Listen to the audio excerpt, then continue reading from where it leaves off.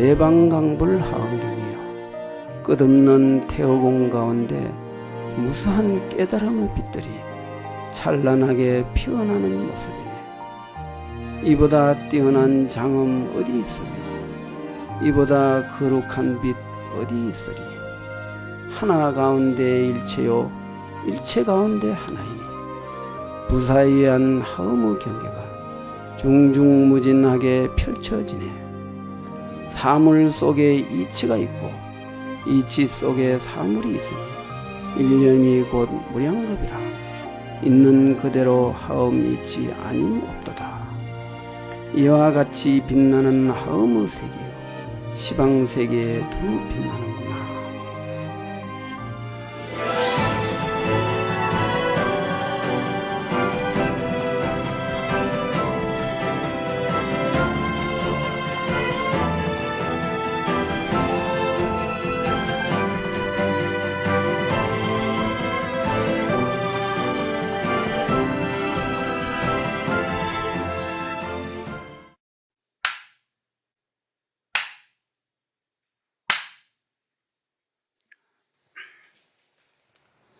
먼저 하원경 제9번째 품 강명각품 요점 강서를 하겠습니다.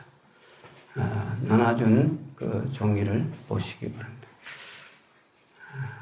이 서시라는 것은 강명각품에 대한 뜻을 이렇게 내용을 이렇게 정리한 시입니다. 그래서 이 시를 잘 보시면은 이 품의 내용을 이해하는데 도움이 될 수 있습니다. 빛으로 이루어진 세상, 무량무변한 허공 가운데 무수한 빛으로 충만한 세상, 백억 강명 속에 백억 부처님들이여, 여기 수미산과 향기로운 바다가 있는데 백억 부처가 법륜을 굴리니 백억 중생이 모두 열반에 들어간다.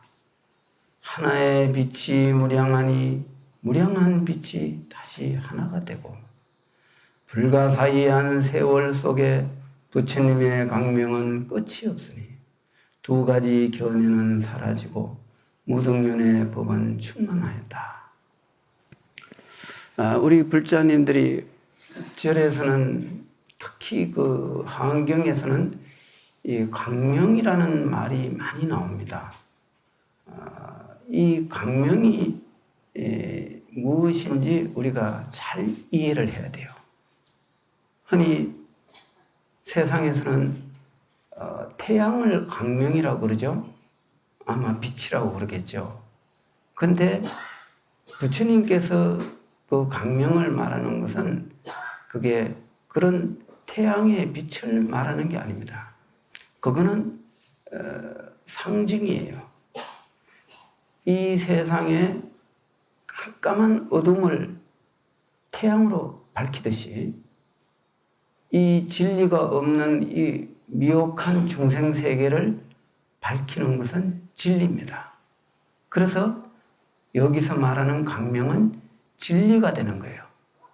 중생들의 어리석음, 중생들의 미혹을 밝혀주는 진리의 빛이다. 진리의 강명이다. 이렇게 이해하시면 되겠습니다. 그래서 빛으로 이루어진 세상. 빛은 뭡니까? 부처님의 진리의 강명이 되는 지혜 정신을 말하겠죠.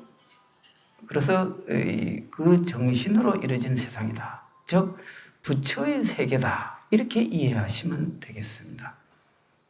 여기서 보면은 백억 강명 속에 백억 부처들이라 그랬건데요. 백억은 뭐를 말하느냐? 백억은 무량무수한 많은 그 존재들을 말하는 거예요. 여기서 말하는 존재는 나타나는 현상이 아니라 현상 속에 숨어져 있는 뜻을 말하는 거예요. 그래서 존재의 원리, 존재의 뜻 이렇게 이해하실 수가 있습니다.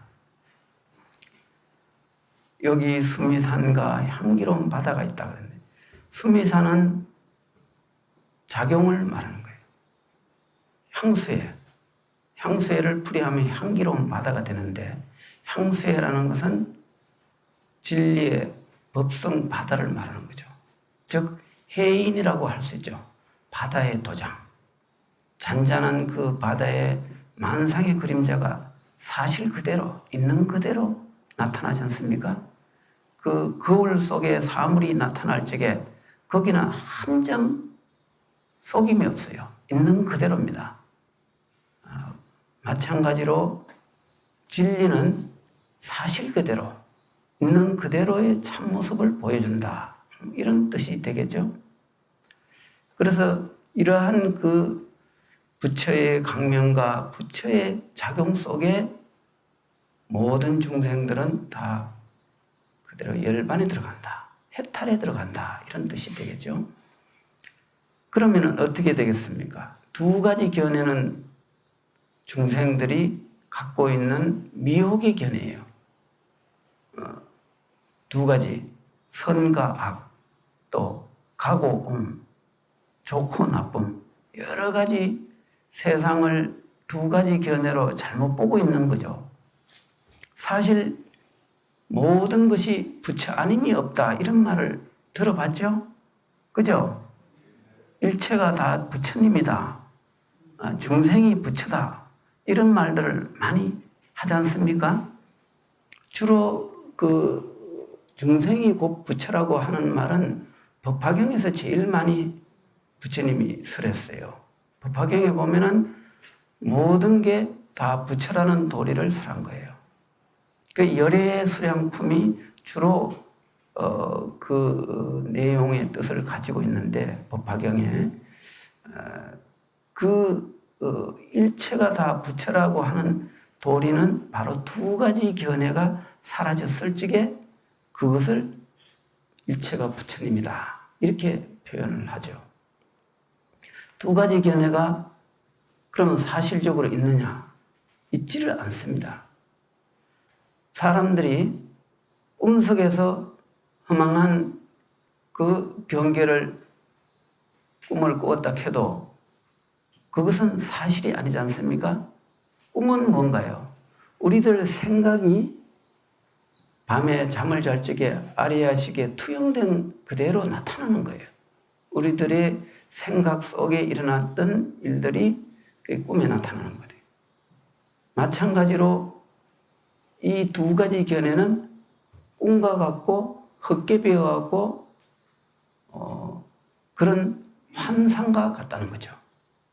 이러한 것은 실제 하지는 않는데 사람들은 인식은 하고 있어요. 그걸 착각이라 그럽니다. 착각이 그거는 없는 일이거든요. 잘못된 생각이거든요. 토끼 뿔이라는 말을 들어봤죠? 근데 토끼에 뿔이 있습니까? 없죠. 그렇지만 말은 있잖아요. 거북이한테 털이 있습니까? 없죠. 근데 말은 되잖아요. 거북 털, 토끼 뿔, 그렇죠? 그러니까 그렇게 실제 하지는 않지만은 말은 있는 거예요. 왜? 사람이 그렇게 잘못 생각은 하고 있다는 거죠.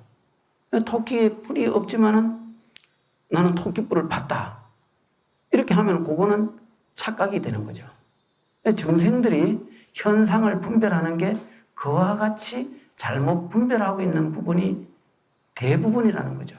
그래서 그 잘못된 견해로 인해서 실제 하지도 않는 나고 죽음이라는 육도윤회를 하게 되었다. 중생의 모든 고통은 중생들의 착각에서 온 것이지 실제 고통은 실제 하는 것이 아니다. 육도윤회라는 것도 중생들의 착각 속에서 있는 것이지 실제 하지 않는 거라는 거죠. 이 사실을 서가모니 부처님이 사대문을 통해서 생로병사라는 현상을 보고 그 해결 책을 찾기 위해서 설산에 들어가 6년간 고행을 통해서 인생의 그 마음자리 그 근본에 생로병사가 존재하지 않는다는 사실을 깨달았던 거죠. 그래서 그 깨닫고 보니 지금까지 중생들이 갖고 있었던 것이 하나의 착각이었다. 그 착각을 깨우치면은 어떻게 되겠습니까? 시 끝에 무등년의 법은 충만하였다. 무등년이라는 것은 비교할 수 없는 것, 등등할 수 없다는 그 바퀴인데 그것은 바로 진리를 말한 거예요. 진리만이 충만하다는 거죠. 이 세상은 진리 아닌 게 없어요. 착각은 실제하지 않습니다. 오직 진리만이 존재하는 거예요. 우리는 이 진리만을 인식함으로써 일체 착각에서부터 벗어날 수가 있고, 착각에서 벗어남으로 중생들이 가지고 있는 여러 가지 전도몽상, 즉 거꾸로 된 견해에 벗어나고 고통에서 벗어날 수 있다. 이제 이렇게 되는 거죠. 이 하안경 강명각품은 특징이 개성으로 이루어져 있어요. 거의 이렇게 다른 품은 이렇게 쭉 설명하는 부분이 있고 또 개성이 조금 있는데 강명각품에 그 개성이 굉장히 많습니다. 그리고 그 개성들이 우리가 살아가는데 혹은 수행하는데 굉장히 중요한 내용이 많이 있어서 이 개성을 내가 좀 여러 가지로 많이 이렇게 중요한 걸 추려냈더니 5개 문단이 만들어졌어요. 그래서 꽤 많습니다. 그래서 이제 이 강명각품은 바로 이제 그런 그 부처님의 지혜 강명에 관한 그것을 개성으로 이렇게 설명을 하셨다. 이제 이렇게 보시면 되겠죠. 하안경에 대해서 이 뜻이 굉장히 어렵기 때문에 주로 역대 큰 스님들이 중국의 청양국사라고 하는 당나라 때 그 대도인의 가르침을 많이 의지합니다. 그래서 청양소가 하안경을 연구하는데 필수적인 그 내용이에요. 마침 내게 하안경 청양소가 있어갖고 아직 그거는 우리나라에 번역된 거는 없는데 그래서 일반인들은 좀 보기가 어려울 거예요. 그런데 그 청양소를 통해서 우리 하안경을 이해하는데 좀 도움이 될 수 있기 때문에 내가 여기서 조금씩 이렇게 인용을 해봤습니다. 청양소에서는 강명체야 각자 용야라고 했습니다. 즉 강명은 근본이요 깨달음이란 묘용이라는 것입니다. 그래서 그 체라는 것은 그 근본을 말하고 용이라는 것은 작용을 말하는 건데 그것을 하안경에서는 이와 사라고 그럽니다. 이는 이치고 사라는 것은 이치가 작용하는 원리, 작용하는 그 모습 뭐 이렇게 표현을 할 수가 있습니다. 그래서 그 강명을 그 체로 이해하고 각을 용으로 이해했는데 부처라는 말을 풀이하면 깨달음이 됩니다. 각자 이렇게 되죠. 그래서 석가모니 불 할 수도 있지만 석가모니 각 이래도 되는 거예요. 그래서 그 100년 전에 그 용승 스님이라고 하는 큰 도인은 대각교다. 그 불교를 갖다 대각교라고 그렇게 해서 그 지금도 대각회라는 재단이 있지 않습니까? 서울에. 그러면 큰 깨달음이다. 왜 큰 깨달음이냐? 모든 미세망상을 완전히 소멸한 청정한 깨달음이기 때문에 그렇죠. 중생들이 혹은 약간 공부 좀 해갖고 그 깨달음을 얻었다고 하는 도인들도 좀 많지만은 그런 분들의 깨달음은 작은 깨달음입니다. 왜 작은 깨달음이냐? 미혹과 번뇌 망상의 업장이 완전히 소멸되지 않은 경계이기 때문에 그렇습니다. 오직 석가모니 부처님만이 대각이라고 부를 수 있어요. 거기에는 3세의 모든 미세한 망념까지 다 소멸된 경지이기 때문에 대각이라고 그럽니다. 그래서 부처를 각이라고 그래요. 그러면은 여기서 강명을 채로 보고 각을 묘용으로 보는 거는 조금 이거는 학자적인 분별에 해당돼요. 왜냐하면 강명도 채가 되고 강명이 용이 될 수도 있고 그 부처 깨달음을 채로 볼 수도 있고 용으로도 볼 수 있어요. 그래서 채와 용이 사람들은 둘로 나누죠. 채는 근본이고 용은 작용이니까. 그런데 채와 용이 둘이 아니기 때문에 그렇습니다. 채가 곧 용이요, 용이 곧 채란 말이에요. 채를 떠나서 용이 있는 게 아니고 용을 떠나서 또 채가 있는 게 아니거든요. 작용을 바라보면 그것이 채고 채를 바라보면 그게 바로 작용이에요.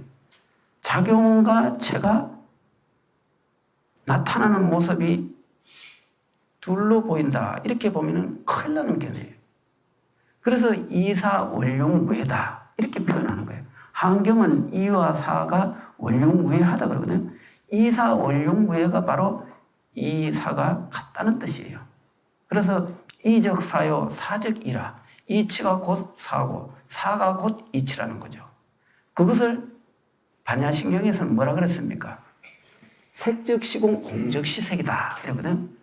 색은 현상이에요. 공은 색이 존재하는 본질을 말해요.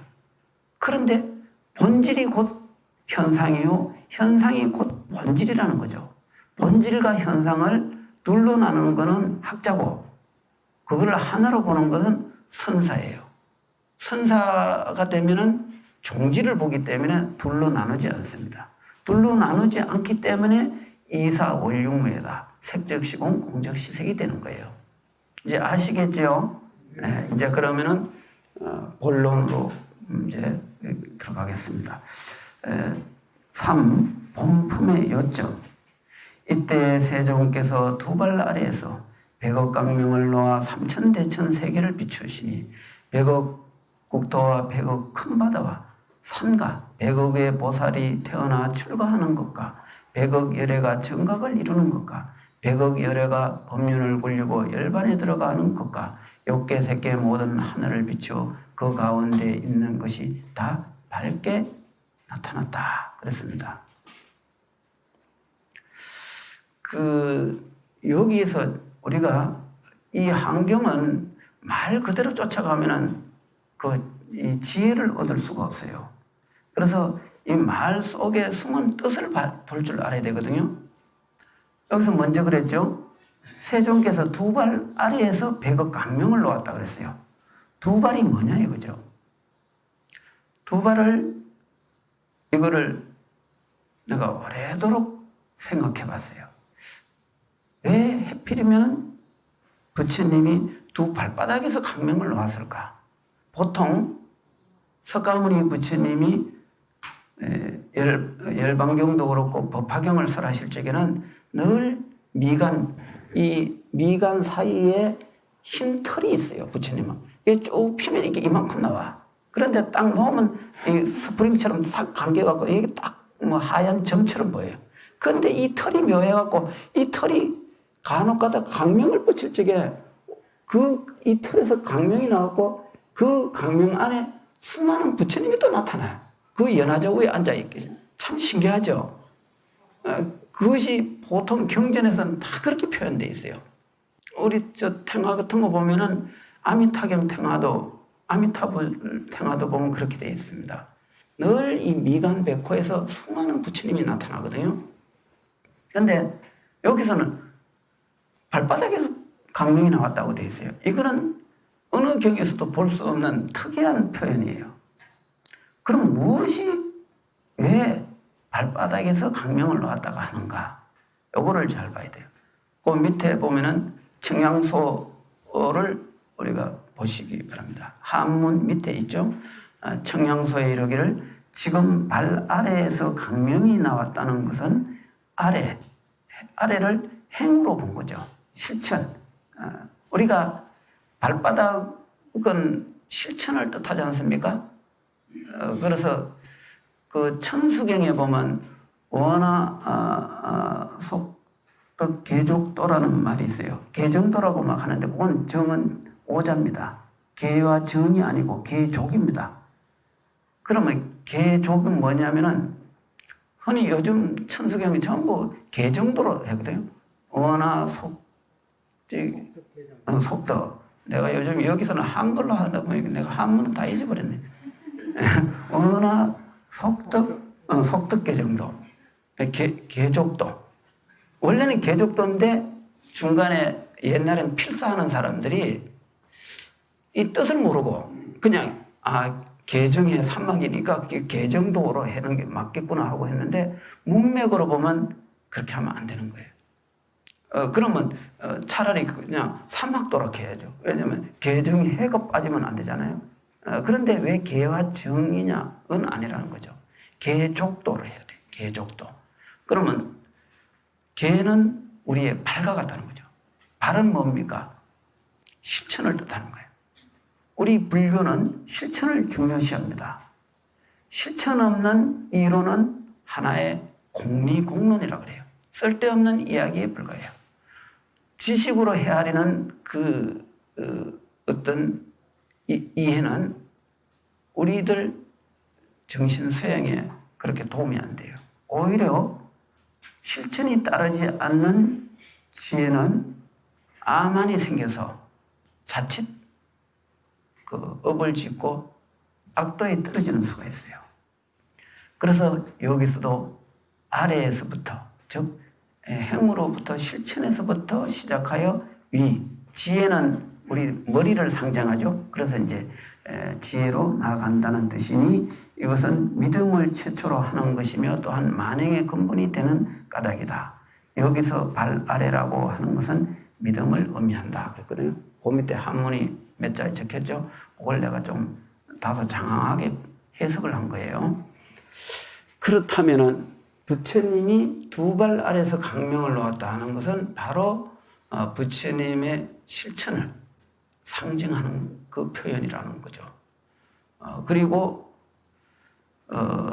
그 강명 속에서 100억 국토와 100억 큰바다 부처님이 그 출가해서 도를 이루는 것까지 일체 법륜을 굴리고 열반에 들어가는 그 모든 것을 그 강명 속에 다 보여줬다는 거죠. 이것이 바로 부처님은 처음부터 끝까지 실천을 강조했다. 부처님은 오로지 청정한 실천 속에서 모든 걸 이루었지 이론과 지식에서 얻은 것이 아니다라는 것을 보인 거예요. 그것이 바로 강명각품의 핵심은 요거예요. 강명각품이 개성이 굉장히 많은데 내 이 품을 가만히 살펴보니까 나머지는 이 부분에 대한 설명에 불과해요. 그래서 이 부분이 서두에 나오지만은 굉장히 중요한 부분이기 때문에 우리 불자들은 이와 같은 하안경의 가르침을 통해서 불교는 실천을 통해서 깨달음을 얻었을 적에 깨달음이 훌륭한 그런 도가 된다. 이거를 꼭 명심하시기 바랍니다. 자, 그러면은 이제 개송으로 들어가겠습니다. 자, 밑으로 내려가시죠. 이때 모든 곳에 두루한 문수보살이 각기 부처님 처소에서 동시에 소리를 내어 이 개송을 설하셨다. 여기서 지금까지 그냥 문수사리보살 이렇게 했는데 일체처 문수보살 이걸 내가 해석을 모든 곳에 두루한 문수보살이라고 했는데 한문에 보면 그 밑에 이시의 일체처 문수사리보살 이렇게 돼 있거든요. 그러면 일체처라는 게 모든 곳이란 뜻인데 왜 문수보살이 일체처 문수보살입니까? 이것이 바로 문수의 그 지혜가 바로 부처님의 지혜이기 때문에 그래요. 부처님의 지혜는 일체처에 두루하다 이렇게 이해를 하셔야 돼요. 어떤 거는 지혜가 되고 어떤 건 지혜가 안 되는 이런 지혜가 아니라 삼라만상 두두물물이 일체가 부처 지혜가 아님이 없다는 그 의미를 일체처 문수보살이라고 하는 거예요. 그래서 일체처 문수보살이 동시에 소리를 내어 이 개성을 설하셨다. 만약 부처님 몸이 평등하게 안주하여 머무름 없고 들어가는 바 없음을 본다면 마땅히 부처를 이루게 되리라. 세간과 출세간의 이치를 다 초월하고 깨우치면 이것이 가장 빛나는 일이 되느니라. 만약 일체지에 해양심을 일으키되 마음에 나는 바 없음을 보고 마땅히 크게 불법을 드날리게 되리라. 내가 이런 거를 좀 정리한 거는 뜻이 있습니다. 우리가 이 공부를 하는 사람이 해양심이 없으면 안 돼요. 해양이란 건 뭐냐? 모든 존재에게 돌림, 모든 공덕을 자신이 수용하지 않고 일체 중생에게 해양하는 그 마음, 이것이 모든 그 불법을 실천하는 것이 돼요. 결코 이 법 가운데 이기심은 인정하면 안 되는 거죠. 나라는 생각을 두는 순간 허망에 떨어집니다. 그래서 이 불교는 굉장히 가르침을 잘 이해해야 돼요. 모든 이기심은 어디서 나옵니까? 나에서 나오죠. 그렇기 때문에 나라는 마음을 두면은 이기심을 피할 수가 없어요. 그러면 이기심을 피할 수가 없으면 해양심은 불가능한 거예요. 해양은 오직 보살만이 할 수 있어요. 모든 공덕을 일체 중생에게 돌릴 적에 거기 나는 사라집니다. 내가 사라질 적에 그 사람의 행동은 전부 보살행이 되고 실천이 되는 거예요. 자, 그러면은 중생이란 본래 무생이므로 파괴될 것도 없도다. 만약 이와 같은 지혜를 얻으면 마땅히 위 없는 대도를 얻으리라. 이 무생이라는 것은 남이 없다, 태어남이 없다 이런 뜻인데 여기서 그 태어남이 없다는 것은 뭐냐면은 생멸심이 일어나지 않는다는 뜻이에요. 중생의 망념이 일어나지 않는다는 그런 뜻입니다. 그런데 혹자는 남이 무생이다 해서 그러면 뭐 그냥 썩은 나무 토막과 갖고 저렇게 뭐 그냥 길가에 있는 돌멩이에 불과한 거 아니냐 그렇게 생각하는 수가 있습니다. 무생의 뜻은 그런 것이 아니고 태어나되 태어남이 아닌 도리가 있습니다. 나고 죽고 생로병사가 엄연히 일어나지만은 생로병사가 없는 경계, 그것을 무생이라고 해요. 이해가 잘 안 되죠? 그 이해 안 될 수 있어요. 그거는 어려운 말인데 공부를 좀 한 사람이 이해될 수 있습니다. 자, 그러면은 그 다음에 두 번째 문단에 널리 모든 법을 보고 두 가지 견해를 다 버리면은 도를 이루어 영원히 물러서지 아니하며 위 없는 진리를 굴리게 되리라. 두 가지 견해를 버린다면은 이제 부처님의 진리를 굴릴 수 있다는 거죠. 왜냐하면은 중도 정견을 세우니까. 중도라는 것은 두 가지 견해를 벗어났을 적에 그것이 바로 중도가 되는 거예요. 중도를 밝힌 사람이 진리를 굴릴 수 있다는 거죠. 불가사의한 세월 속에 정진하고 만행을 닦은 것은 모든 중생을 제도하기 위함이니 이것을 큰 성인이라 하느니라. 불가사의한 세월이라고 왜 했을까요? 세월이면 그냥 세월이지 왜 불가사의한, 어떻게 측량할 수 없는 세월이란 말이 잘 모르겠죠? 그죠? 잘 이해되십니까? 세월은 불가사의하다. 이거는 왜 불가사의하냐면 제가 설명할 때 잘 들으세요. 일념적시 무량겁이기 때문에 그래요. 한 생각 속에 무량겁이 있고 무량겁이 일찰나지간에 있어요. 그러니까 수천억 년이 한순간이고 한순간이 수천억 년과 다름없는 거예요. 시간과 공간을 초월한 자리에서는 불가사의한 거예요. 여기서 말하는 불가사의는 중생들로서는 결코 헤아릴 수 없는 경계다. 왜? 시간과 공간을 초월했으니까. 중생은 시간과 공간이란 제약 안에서 살아갑니다. 그렇기 때문에 착각은 피할 수 없는 운명이에요. 중생이 그 시간과 공간의 제약에서 벗어날 수 있습니까? 그거는 이미 태어날 적에 망념으로 태어났기 때문에 죽는 것도 망념이에요. 그러니 그거는 피할 수 없는 운명이다. 이렇게 말을 하는 거죠. 그러나 진리에 들어가면은 시간과 공간은 하나의 헛개비여 갖고 중생들의 전도몽상일 뿐이지 실제하고는 전혀 다르다. 이제 이렇게 되는 거죠. 이렇게 불가사의한 세월 속에 정진하고 만행을 닦은 것은 모든 중생을 제도하게 합니다.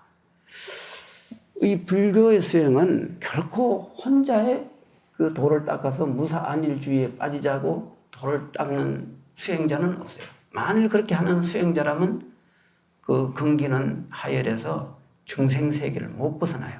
왜냐하면 소승이라는 것은 거기 이면에 가만히 들여다보면 나가 있습니다. 아무리 무아라고 말해도 나가 있어요. 그래서 무아가 안 되는 거예요. 무아가 안 되기 때문에 소승이 되는 거예요. 그런데 무아가 되면은 저절로 대승이 돼요. 왜 대승이 되느냐? 그 사람이 밥을 먹고 길을 가고 산속에 가만 앉아서 웅크리고 앉아 낮잠을 잔다 켜도 그것은 대승보살이 되는 거예요. 사람들은 인간에게만 영향 미치는 것만 생각하지 우주 전체에 미치는 거는 생각 안 하잖아요. 그런데 진정한 대성은 삼천대천 세계를 다 윤택하게 해요. 어찌 인간에게만 국한되겠어요? 삼라만상 일체 만물을 다 윤택하는 게 하는 게 대성이에요. 그러니 이와 같이 진정으로 무아의 정신에 들어간 사람은 가만 앉아 있어도 대성이고 길을 가도 대성이고 밥을 먹어도 일체 중생을 위하는 거룩한 대성보살 행이 되는 거예요. 이렇게 대성은 위대한 거예요. 그러니 이것을 큰 성인이라 한다 그랬어요. 그러니 성인이 안 되겠습니까? 이런 성인은 반드시 무아로부터 이루어진다는 걸 꼭 명심하셔야 돼요. 자, 그 다음에 세 번째 문단을 보시기 바랍니다. 크게 중생을 슬프게 보고 모든 중생을 구제하되 인간과 천상마저 투선하게 하나니 이와 같은 일을 마땅히 할지니라. 이 중생을 슬퍼한다는 것은 이거는 뭐냐 하면은 이 무아의 경계에 들어가서 진정한 나가 사라지면은 이 환에 사로잡혀서 고통받는 중생, 고통받는 영혼들을 저절로 생각하게 돼 있어요.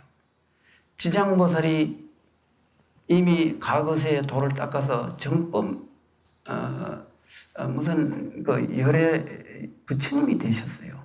부처님이 되셨지만은 그 다시 보살심을 발휘해서 지옥에 들어가셔서 고통받는 중생들을 구제하느라고 눈물이 마를 날이 없다.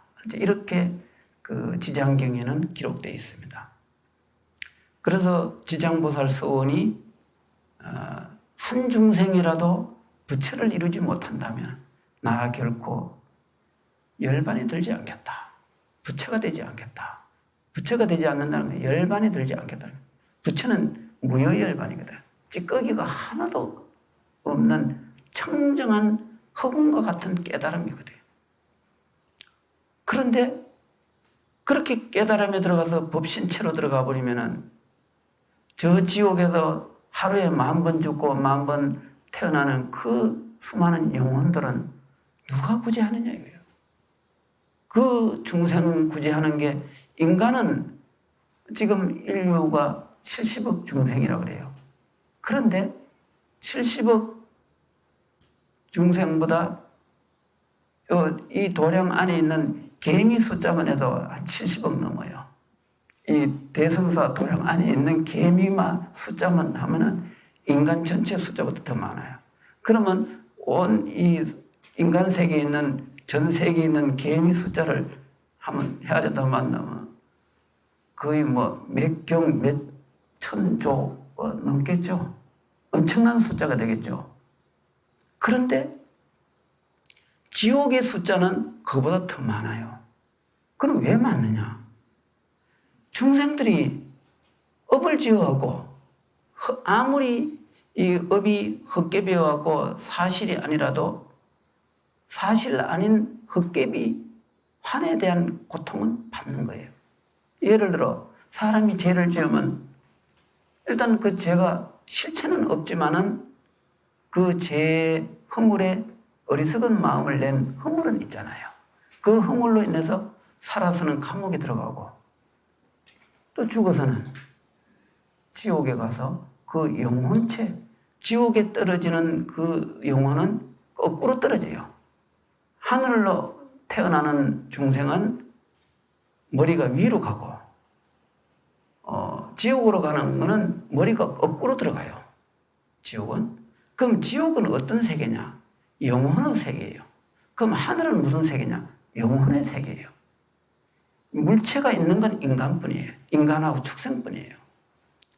나머지는 전부 영적인 세계예요. 영적인 세계는 여기 대성사 요 법당 안에 수천억 중생이 살 수가 있어요. 그거는 시간과 공간이란 제약을 안 받아요. 그거는. 그래서 여기에 수만 명이 여기서 지옥 중생이 있어도 고통을 받을 적에는 혼자 여기서 고통받는 거고 똑같은 느낌을 받아요. 이 수천억 중생이 한 자리에 있어도 혼자, 그 영가가 혼자 있는 거와 똑같다는 거죠. 그래서 이 중생의 고통은 끝날 날이 없다. 그래서 우리가 잘 살아야 되는 거예요. 잘못 살면 헛개비와 같은 그런 지옥에서 고통을 받게 된다는 거죠. 자, 그러면은 이제 우리가 이제 요 장을 해석하다가 내가 이렇게 이야기가 좀 길어졌는데, 지장보살이 중생을 향해서 눈물이 마를 날이 없다 그랬습니다. 그 가엾이 여기는 그 마음, 그것이 바로 부처님 마음이요 보살의 마음이라는 거죠. 그러니까 우리는 그 지장보살을 내그럽히서는 안 되겠죠. 지장보살을 도와주지는 못할 망정 또 지옥 중생 하나같이 늘어나면 되겠습니까? 그러면 지장보살이 그만큼 또 힘들어지는 거예요. 자, 그 다음에 밑에 조금 인쇄를 조금 진하게 한 게 있죠. 요거는 사찰 주련으로 많이 쓰는 개성입니다. 그래서 이 한경 강명각품의 개성이 유명해진 게 다 이런 개성 때문에 그래요. 몸과 마음이 다 평등하고 안과 밖이 모두 해탈했으며 영원토록 정념에 머물러 집착도 얽매임도 없도다. 내가 그 21살 때 태백산에 강원도 삼척에 있는 태백산에 어느 절에서 토굴에서 공부하러 갔는데, 법당에 그 기둥이 세 칸 집에는 기둥이 4개가 들어가잖아요. 이제 그 기둥의 주련이 이거를 내가 그때 21살 때 처음으로 봤어요. 이거를 법당의 주련을 이거를 보는 순간 굉장히 충격을 받았어요. 나는 이 개성을, 물론 그 주련이니까 한문으로 이렇게 쓰여졌는데, 참 개성이 너무나 와닿는 거예요. 그래서 나는 이 개성대로 살고 싶다. 한 점 부끄러움 없이 이 개성대로 내가 완벽하게 좀 살아야 되겠다. 그런 마음을 굉장히 강렬하게 냈어요. 그래갖고 그 뒤에 토굴에 들어가서 물도 안 먹고 밥도 안 먹고 한 3일을 뭐 공부해갖고 하면 정말 안까박이 다 맑아야 되니까 물도 먹으면 안 될 것 같더라고. 그때 21살 때니까 나이가 어려갖고 아무것도 천지도 모르고 이제 그런 건데, 그래갖고 음식을 제대로 안 먹고 그렇게 3일 있다가 도저히 이러다가 공부를 이루기 전에 이제 사람이 죽을 것 같아갖고 일단 살고 봐야 되겠다 해갖고 이제 다시 이제 밥을 조금씩 먹기 시작했어요. 참 그때 그 순수한 마음으로 이 개송을 보고 충격을 받고 한번 정말 맹렬하게 한번 해보겠다는 마음을 냈던 이 개성이 나에게는 굉장히 참 영향을 많이 미쳤던 개성입니다. 나는 꼭 이렇게 살고 싶더라고요. 몸과 마음이 다 평등하고 안까박이 모두 해탈했으며 영원토록 정념에 머물러 집착도 얽매임도 없도다. 이것이 참 좋은 개성이죠. 자, 이제 그래서 그리고 요 끝에 또 진하게 해놓은 게 있죠. 이것도 이 절에서 많이 쓰는 개성입니다. 일념 중에 무량한 세월을 가나니 가고움도 없고 무물음도 없도다. 이와 같이 3세 일을 요달하면 모든 방편 뛰어넘고 10가지 힘을 얻으리라. 이렇게. 이것이 이제 이 개성이 일념보관 무량급하니 무거물의 영무주라. 여시오지 삼세사 하사 초제방편 성심력. 이거는 부처님의 공덕을 찬양한 그 개성입니다. 참 개성이 아름답죠. 시도 좋고. 이렇게 부처님의 공덕과 강명과 뜻을 이렇게 개성으로 이 품은 가 이렇게 정리를 했습니다. 우리는 이 개성을 통해서 몸과 마음을 맑혀야 되고 또 그 안까박이 성철 스님께서 평생 주장하신 게 도노돈수고 도노돈수를 위해서는 내외 명체라 안까박이 다 밝아야 된다 그랬어요. 그래 여기서도 그렇잖아요. 안까박이 다 맑아야 된다. 이 내외 명철, 우리 마음 안과 마음 밖, 결국은 안까박은 같은 것이지만은 우리는 이렇게 몸과 마음이 다 맑고 청정한 경제, 거기에서 인간의 가진 절대적 행복이 나타난다. 이렇게 이해하시면 되겠습니다. 자, 오늘 강의는 요거로 마치겠습니다. 성불하십시오.